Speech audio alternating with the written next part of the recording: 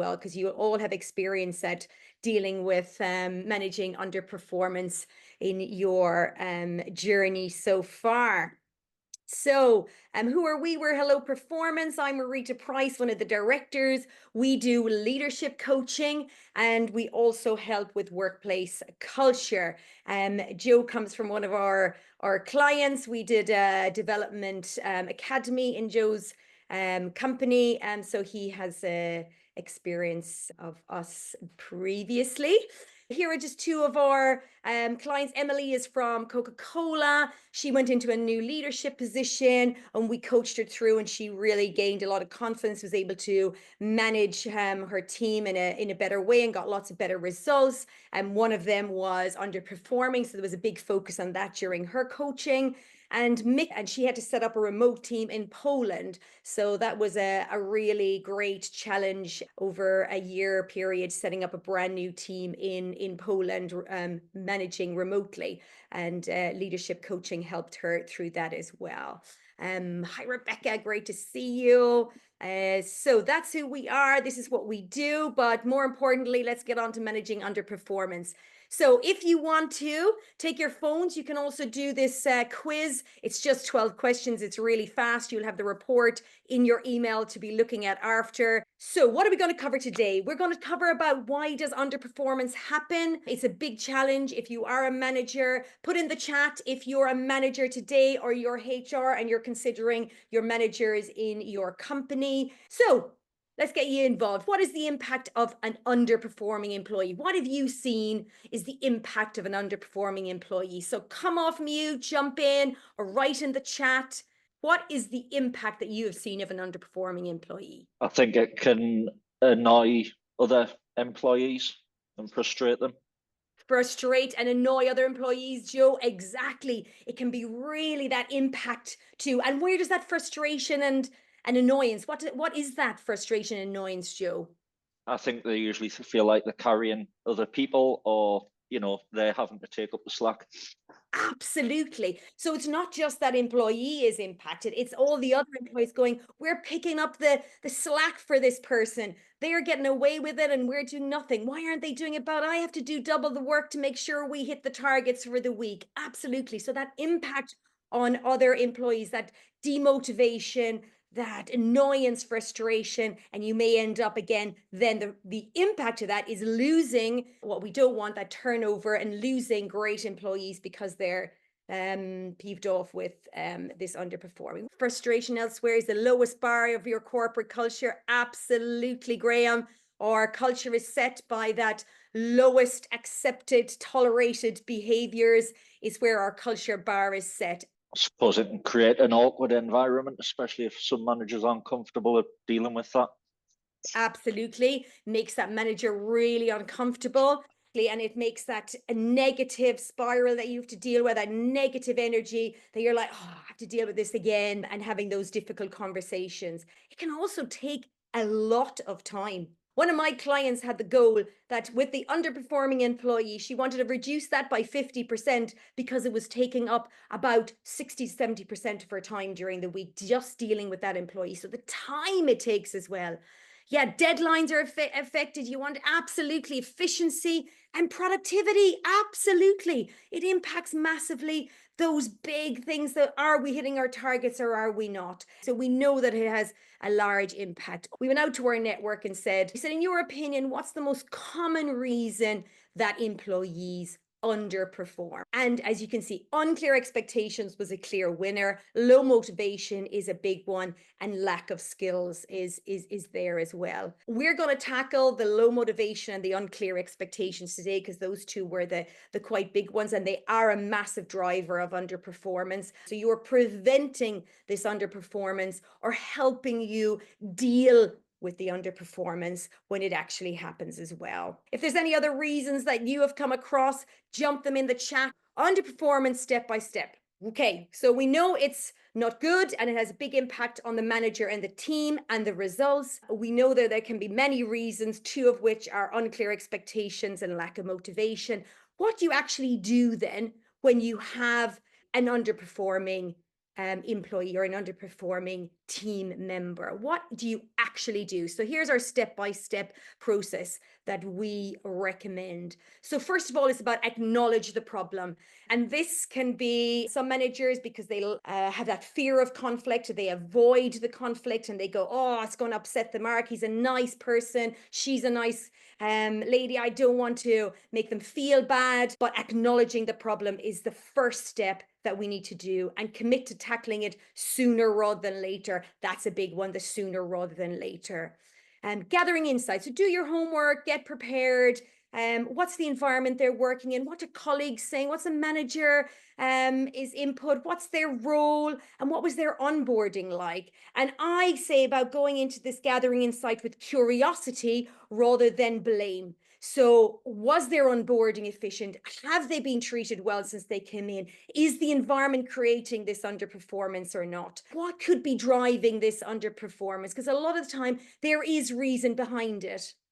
And one of the big questions is as well, how is the manager? How am me as the manager? How am I contributing to this as well? And then on the one-to-one meeting, be clear on the underperformance. You know, our cultures are that we like to soften things and go around. We don't really like to talk directly, but this is not the place to do that. Be really unclear what we are seeing and what we are not seeing. And having clear expectations, which we'll talk about as well, about how to get those clear expectations is really important. And then active listening about the underlying challenges, asking them what their thoughts are. Great question is, what are your thoughts about this? Gets person explaining what the situation there is. We have no idea what that personal, what that environment, what their colleagues, what they might be restricting their performance. So going in with a real curiosity to solve rather than that bias to blame. And then creating a plan together. And setting that person up for success is a real great way to look at what do I need to do? What do you need to do? What do we need to do to set this up for success? And having really clear measures and success criteria. What do I need to see to move you along the bar? What behaviors do I need to see? What results do I need to see? And what would they look like, so that we are really clear? There's no gray areas here on what we need to see to show that you are not underperforming right now. And take on board your possible contributions. So yes, so what could the manager be doing that is contributing to this? You know, it takes two to tango always. So what can I do more of? How am I contributing to this underperformance? Asking them those questions is a really great way to get some insight on how you can really set this person up for success. And removing that ego out of the room is really important. And then the last step is follow up. Yes, regular follow up. That has to be your commitment as a manager, that we're sitting down together daily, weekly, depending on what's needed, to really check in and go, where are we? How are we doing? What barriers are you reaching? Are you achieving what you need to achieve? And not letting that gap or that time go too long, so that it is not recoverable to be back achieving again. Because our goal here is, we don't want an underachiever. We want to help you achieve. So there is our roadmap, and I have seen this work really positively, where it's turned it around. And if it doesn't, it is setting up for those difficult next steps that need to happen as well. Everyone that I have had that have teams have had an underperforming employee at some stage in their career, and helping people through that in coaching, those golden nuggets that have come out to me that I always stand up, that I always like to share with clients as well, is, so golden nugget number one, find the expectations, including the behaviors. When it is specific results and the person is underperforming, it's really easy to see. So if they need to reach so much sales, or it's really specific something that they need to achieve, it's much easier saying you need to reach 10 and you're only at 5. So that is a clear measure and underperformance. Where it becomes difficult, and most of the time the contribution and the issues are around the behaviors of the person rather than actually full performance. So if we were behaving in the way we want to be, that we want them to behave, then that is one of the keys. But getting that crystal clear on what are the expectations that the team expect from each team member is like gold. So we always recommend go away and define what are those behaviors that we expect as a team, or some organizations do it as a company. And then it's really clear what we do around here and what we don't do around here. What's the behaviors we want to see and what are the behaviors we don't? And that really feeds into that company culture, that team culture. And I see, Joe, you put in poor communication often leads to underperformance. And then we as a manager or as the leaders need to take responsibility there as well to ensure that it happens. But making sure they're getting that feedback as well, I think, is what you might be in inputting. Are they getting the feedback they need? So behaviors. So let me show you an example where we did it as part of a company. So this is a template that we use. So what do we do? What we don't dare? What are the behaviors we reward? And what are the behaviors we punish? So that is really strong language, but the way that it's really, really clear on what are we accepting, what are we not accepting. And doing this as a team exercise is a fantastic team building exercise to get really clear. And then the gold is holding people to account to that. Are you willing on the behaviors to put down there to hire and fire around those behaviors? So this is not fluff. This is really getting specific. So here is a construction company that we work with, and they have put it around their values and defined really clearly the value, the behaviors that they have put. So, but it can be done as a team. It doesn't have to be done as an organization. So we put what we do, what we don't do. So we own our mistakes. For example, under humility is a really clear one, very clear on to be able to give feedback going, I don't see, when you made a mistake yesterday, I didn't see you taking that ownership. What ownership would look like is saying, I see the problem. I know what I've done. I will go away and fix it. That's owning your mistakes. So having that real clarity on what we do and what we don't do around behaviors. This is another company. Again, what we do, what we don't do, again, done around the values, really specific. And what Joe's company do is actually take this and put it in their performance review and actually can rate people against it, so that you are getting feedback on a regular basis on whether you are living the behaviors or not.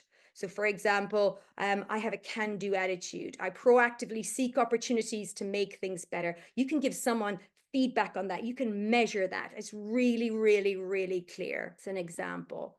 So golden nugget number 2, the most important one, I think, in my eyes, is intervening early.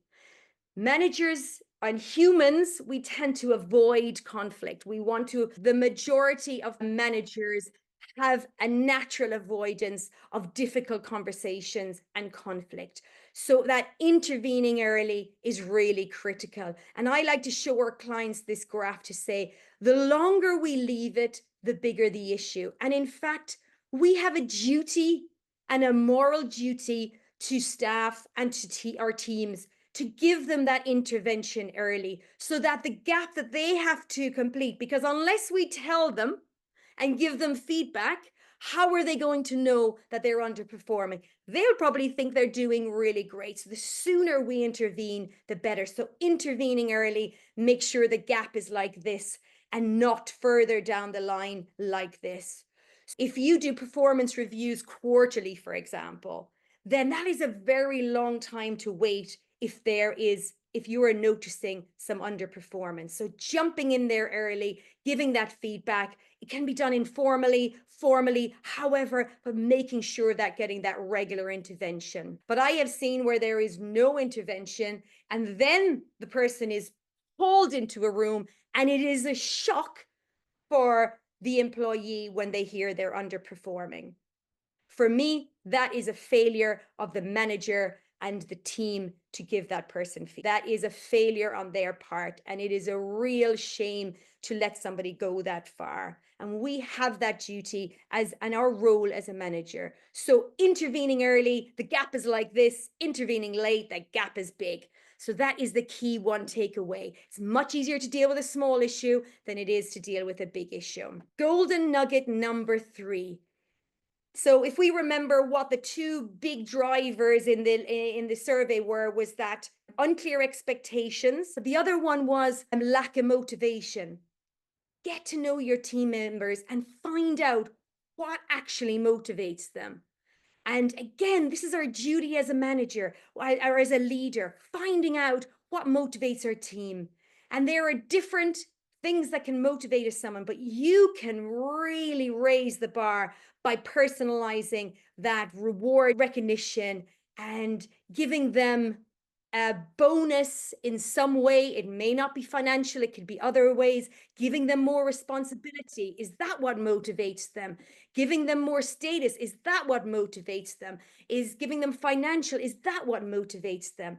And generally, we do a thing called motivational maps, and financial very often does not come in the top 3.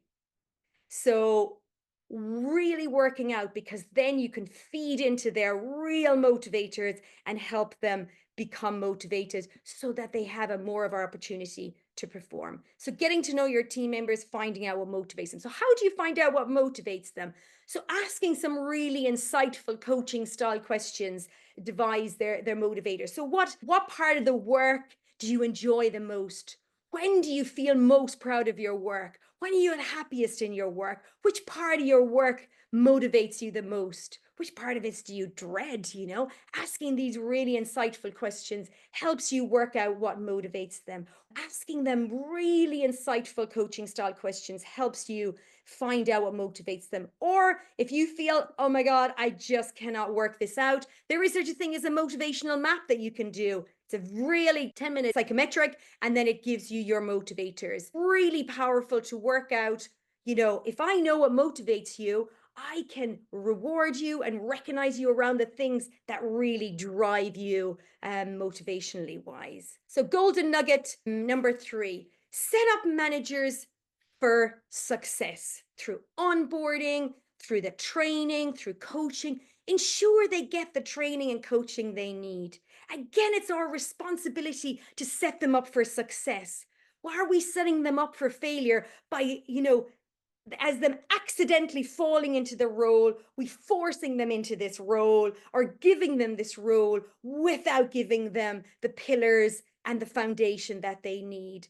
Let's not promote people until they fail. Let's give them the opportunity to succeed. So what is that training and coaching that they need to succeed? And if this is you're thinking about as me as a manager, going proactively and asking, your HR or your manager to say, I want some coaching, I want some training to make sure that I'm being the best leader I can be.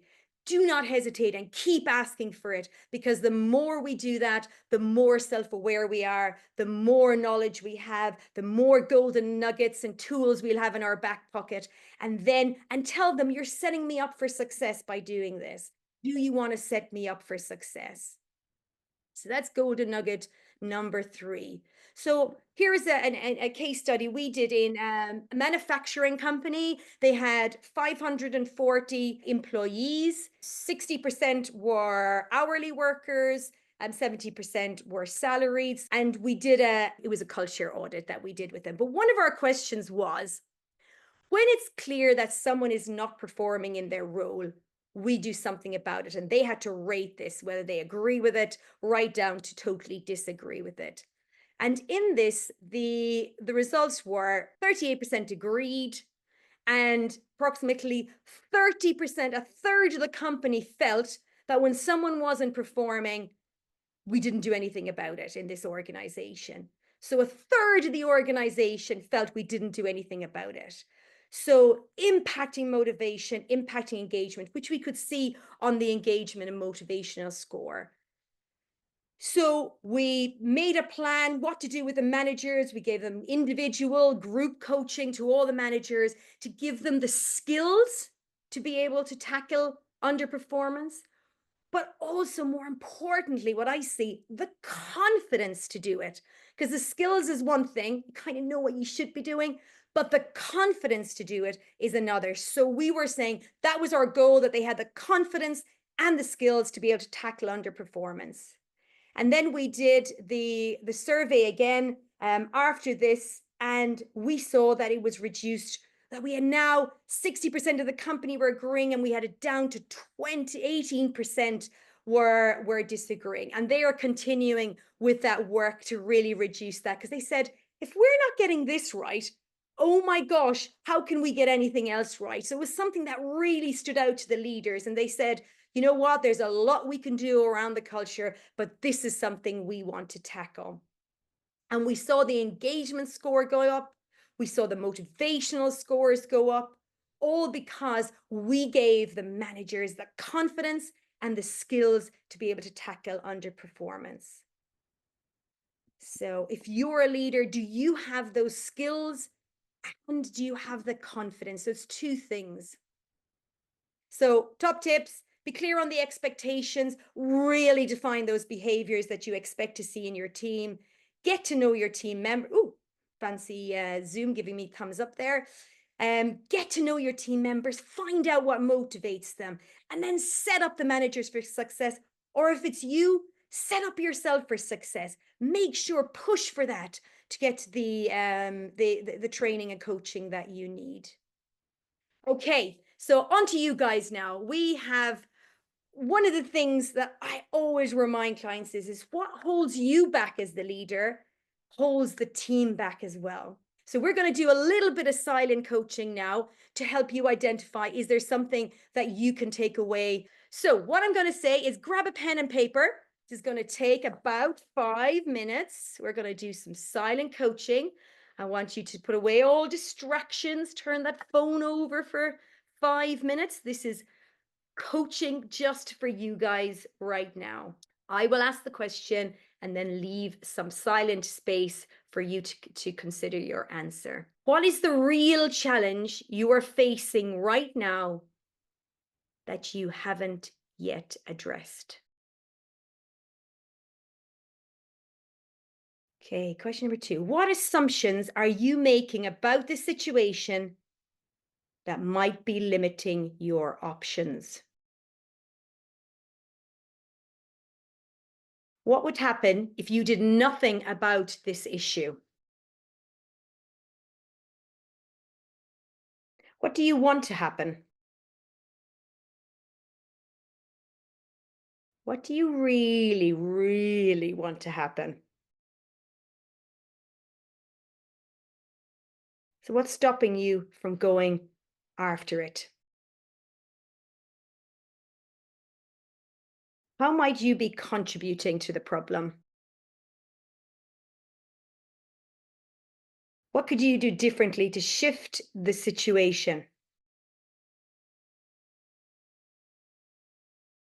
If you were no longer afraid of the outcome, what would your next step be? Last one, what is the smallest, simplest step you can take right now to move forward toward resolving this issue? What's the smallest, simplest step you could take? So how was that? How was your little mini 5-minute coaching session today? I feel like I don't have an excuse now because I've got all the answers. Lisa said enlightening. Graham, I like the small step suggestion. Absolutely, Graham, because sometimes the big things are the things that hold us back. So just that small step towards the right direction. You want a very thought-provoking, uplifting, super. Jared, fear of the outcome is a big aspect. Really great one, great question to ask. So that is just a flavor of what coaching is obviously it's a silent and we're a very general one, but using just those questions can be really, really helpful to get us just some fresh thinking and get over some of our barriers. So we've talked about underperformance. We've talked about the steps you should take for underperforming. We talked about those golden nuggets that are my learnings over the years. Took a little bit of time out for a mini coaching to help you get some insight for your personal challenge so that you hopefully you take something away. Any questions, any comments? I think for me, I work in manufacturing myself, so I think the main mission is just getting into this century for starters. But I think for me, it's when that fine line becomes from, is this underperformance or is this more towards like incapability?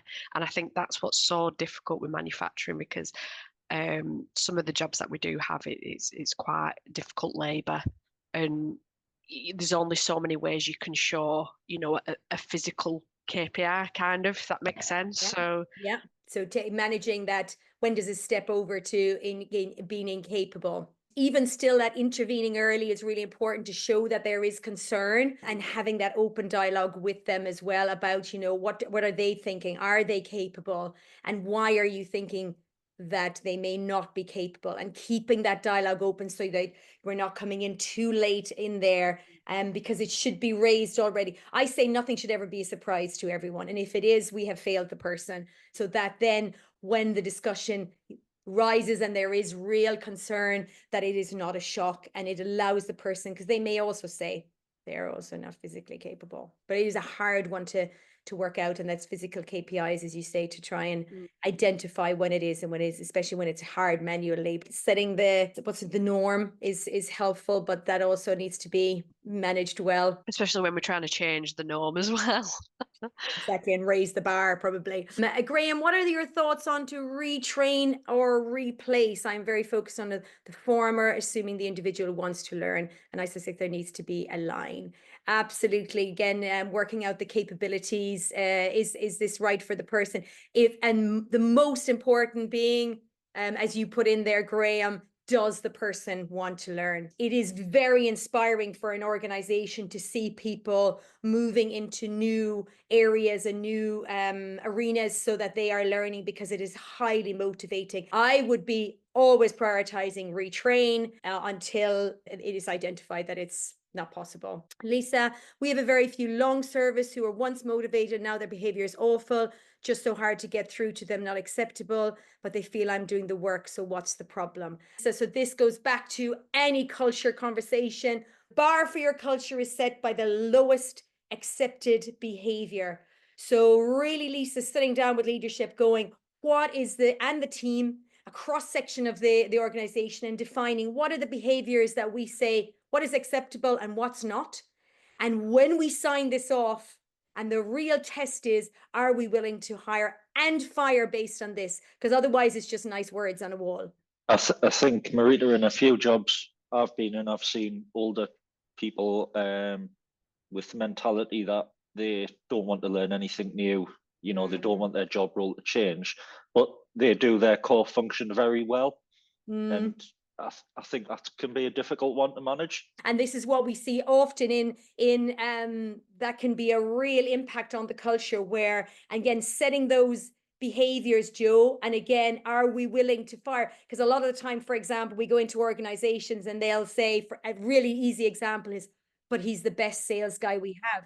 I know he treats everyone really badly, but he's the best sales guy we have. Then again, what are we setting? Is this the culture you want to set? Where is the bar you want to set? And you need to be willing to stand by those behaviors or not. Otherwise, they're just words on a wall. So what do we do? How can we help your leaders? We do one-to-one leadership coaching. We also do group coaching for these sort of skills to really help them raise their bar. If you have a certain manager, or if it's you that is interested, please reach out and we'll have a conversation. We have an October special offer right now where we do a motivational map. You get a personalized report, and we do a 1-hour follow-up one-to-one coaching session with you for $250. Book on for a short discovery session. We do a 15-minute discovery going, what is your challenge right now? What would be helpful? We can talk you through that. You can also see, is hello a good fit for you, or is coaching the right thing for you or not? If you write in the chat, what is your gem from today? What golden information did you take from today? You know, our biggest goal is that we bring value to you guys. So what's your gem? And now what's your pledge, more importantly? What are you going to do with that going away today? And then we will also share with you our 20 brilliant one-to-one questions with you after on email. So break the bigger issues down to smaller chunks. Love it, Lisa. Like the step starting point too. Oh, I love that, Graham. Bite-sized approach, Emma, super. That seems to be a theme, doing it into smaller chunks. Madeleine, don't put it off, take action at the right time. And I would say take action straight away. I was an operations lead, so my rule was 24 hours, I had to take action. Oh, Yawanda, the silent coaching was very useful, set clear expectations and deal with the issues promptly. Oh my God, love it, Yawanda. You're taking my nuggets away and using them. Joe, nothing is impossible. Break the mountain down. Yes, so real theme today, guys, about breaking it down into smaller bites. Pledge, don't fear the problem, to put it off, start now. Love it, Joe. Brilliant. Thank you, guys, for being a brilliant audience. Thank you so much.